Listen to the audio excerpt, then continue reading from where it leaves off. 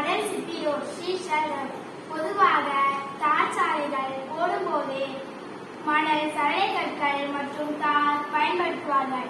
அதற்கு இரவில் சாலையின் ஓரங்களில் வாகன ஒளியை பிரதிபலிக்கும் போட்டோலுமினசன்ட் பெயிண்ட் மற்றும் பாஸ்போரசன்ட் பெயிண்ட் பயன்படுத்துவார்கள். இதற்கு பதிலாக சாலையை சற்று உயர வைத்து காண்பித்தால் இரவில் வாகன ஓட்டிகளுக்கு வாகனம் ஓட்ட இன்னும் எளிதாக இருக்கும் என்று நாங்கள் யோசித்தோம்.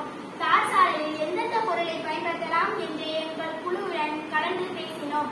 கடற்கரை கழிவான கடல் சிப்பியை இதற்கு பயன்படுத்தலாமா என்று எங்கள் குழுவுடன் சேர்ந்து சிந்தித்தோம்.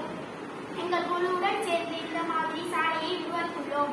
கடல் சிப்பியை உடைத்து தூண்டாக்கி மண்ணோடு கலந்து சாலையை அமைத்தால் ரோடு வலிமை இன்னும் அதிகமாகும்.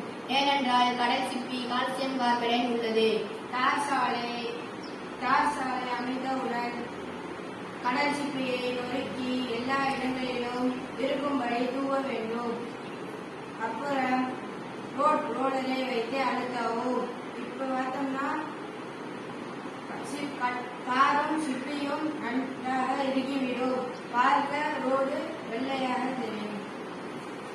இப்போது இந்த சாலையின் வழியாக இரவில் வாகனங்கள் செல்லும் போது வாகன மோப்ப விளக்கில் இருந்து வரும் ஒளியானது இந்த சிப்பிகளில் பட்டு சற்று ஒளியை எதிரொலிக்க செய்யும். இதனால் இரவில் தார் சாலை இரவில் தனியாக ஒளிரும். வாகன ஓட்டிகளுக்கு சிரமம் வராது, விபத்துகளையும் குறைக்கலாம். இதனால் நமக்கு புதுமையான ஒளிரும் ரோடு கிடைத்துவிட்டது. கடற்கரை கழிவுகளை மறுசுழற்சி செய்வது போல பயனுள்ளதாக வகைகளை மாறுவதற்காகவும் உள்ளது. இந்த யோசனை எங்களுக்கு பயனுள்ளது.